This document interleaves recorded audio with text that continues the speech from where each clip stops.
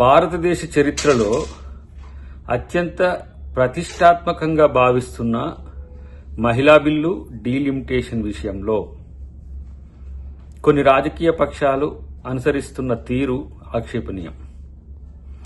Delimitation women bill పేరుతో BJP దేశంలో తన రాజకీయ ఆధిపత్యాన్ని పెంచుకోవాలని చూస్తున్న తరుణంలో దక్షిణాది పార్టీలు, ముఖ్యంగా దక్షిణ భారతదేశానికి సంబంధించిన రాజకీయ నాయకత్వం, పార్టీలు కూడా కాదు,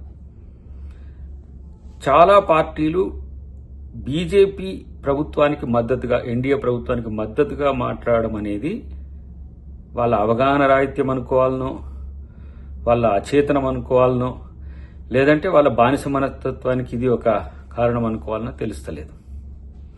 భాజపా అంటే బానిసల జనతా పార్టీ. ఎందుకంటే వాళ్ళు కేంద్రంలో ఏ పార్టీ, వాళ్ళ పార్టీ ఏది చెప్తే కింద అది చేస్తారు.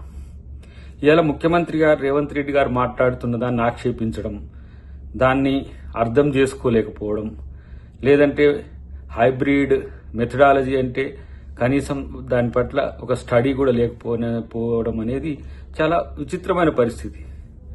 ఒక రాష్ట్ర ముఖ్యమంత్రి హోదాలో రేవంత్ రెడ్డి గారు మాట్లాడుతున్న దాన్ని కనీసం అర్థం చేసుకోవడానికి కూడా ఆలోచించకుండా పిచ్చి పిచ్చిగా మాట్లాడుతున్నారు. ఇక్కడ ఉన్న కిషన్ రెడ్డి గారు కావచ్చు, అక్కడ ఉన్న వివిధ పార్టీలకు సంబంధించిన వ్యక్తులు కావచ్చు. కానీ ఈరోజు ఎన్డీఏలో భాగస్వామ్య పక్షంగా ఉన్న టీడీపీ కూడా దీని మీద మాట్లాడకపోతే, ముఖ్యంగా చంద్రబాబు నాయుడు గారికి కొంత రాజకీయ అవగాహన ఉందని అందరం అనుకుంటాం. ఆయన కూడా మాట్లాడకపోతే రేపు దక్షిణాదికి జరగబోతున్న నష్టం గురించి ప్రశ్నించని పార్టీలకు రేపు ఇక్కడ రాజకీయాలు చేసే నైతిక హక్కు కూడా ఉండదు. అంటే నిరంతరం దక్షిణాది రాష్ట్రాలు కేవలం మనం డబ్బులు చెల్లించడానికి తప్పితే రాజకీయంగా ఎదగడానికి అవకాశం లేని స్థితిని బీజేపీ తెస్తున్నది. ఇలా పొత్తులో ఉన్నది కాబట్టి అని మాట్లాడకపోయినా ఇక్కడ ఉన్న బీజేపీ అదే, బీఆర్ఎస్ అదే మాట్లాడుతున్నది. బీజేపీ మాట్లాడిందే బీఆర్ఎస్ మాట్లాడుతున్నది. అక్కడ టీడీపీ మాట్లాడిందే జగన్ మాట్లాడుతున్నాడు. అక్కడ స్టాలిన్ ఒక్కడే మాట్లాడుతున్నాడు, మిగతా పార్టీలన్నీ కూడా ఆలోచిస్తున్నాయి. కాంగ్రెస్ పార్టీ స్టాండ్కు భిన్నంగా అనిపిస్తున్నప్పటికి కూడా రేవంత్ రెడ్డి గారు అంటున్నది అది ఒక ప్రాంతం యొక్క అస్తిత్వ సమస్య.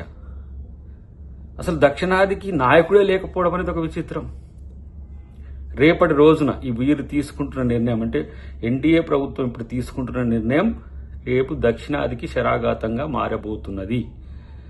మళ్ళీ దక్షిణ ఉత్తర భారతదేశాల యొక్క వైరుధ్యాలు పెరిగి దక్షిణాది ఉద్యమం వస్తే మళ్ళీ అది ఇంకెవరో చేసిందని అవాండాలు వేయడానికి ఉపయోగపడుతుంది బీజేపీ తప్పితే ఒక జాతి యొక్క సమగ్రతకు విఘాతం కల్పించే హక్కు బీజేపీ ప్రభుత్వానికి లేదు. వాళ్ళ థియరీ ఏంది, ఉత్తరాదిని ఎక్కువ సీట్లు వస్తే మేము లబ్ధి పొందుతాం, మాకు ఇది మాత్రమే కావాలి, దక్షిణాదిలో సీట్లు రావట్లేవు కాబట్టి దాంతో మనకు అక్కరే లేదు. ఇలా బాబాసాహెబ్ అంబేద్కర్ చెప్పినట్టుగా 1 మ్యాన్ 1 ఓట్, 1 ఓట్ 1 వాల్యూ.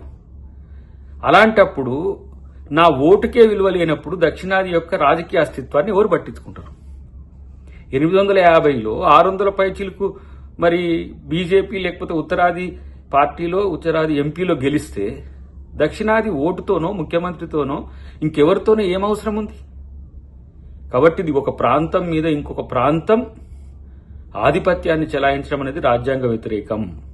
ఆ రోజు అంబేద్కర్ గారు కూడా చెప్పిండ్రు, దక్షిణాదికి ప్రయారిటీ పెరగాలంటే హైదరాబాద్ను సెకండ్ క్యాపిటల్గా చేయండి అని ఆ రోజే చెప్పిండు.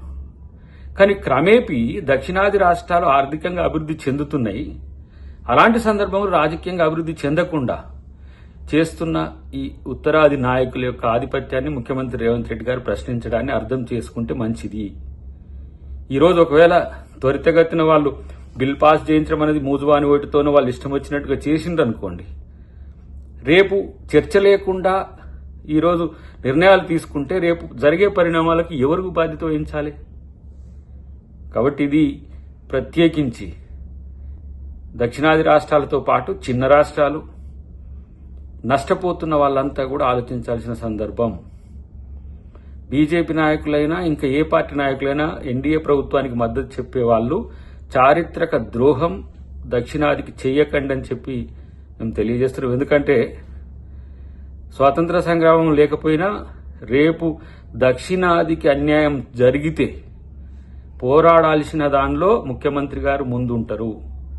మాలాంటి యువకులమంతా కూడా, ఎందుకంటే తెలంగాణ అస్తిత్వం కొరకు పోరాడిన వాళ్ళము, దక్షిణాది అస్తిత్వం కొరకు పోరాడంలో తప్పు లేదు. ఎందుకంటే ఈ ప్రాంతంలో అన్ని రకాల అణిచివేతలకు, రాజకీయ, ఆర్థిక, సామాజిక అణిచివేతలకు కేంద్ర ప్రభుత్వం ఒక కుట్రదారుడుగా మారి ఇలాంటి నిర్ణయాలు తీసుకుంటుంటే ప్రశ్నించక ఉండక తప్పదు.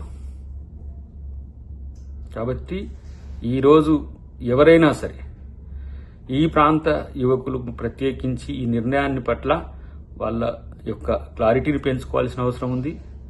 సీఎం రేవంత్ రెడ్డి గారు అనే అంశాలన్నింటినీ కూడా శాస్త్రీయంగా ఆలోచించాల్సిన అవసరం ఉందని చెప్పి నేను తెలియజేస్తున్నాను.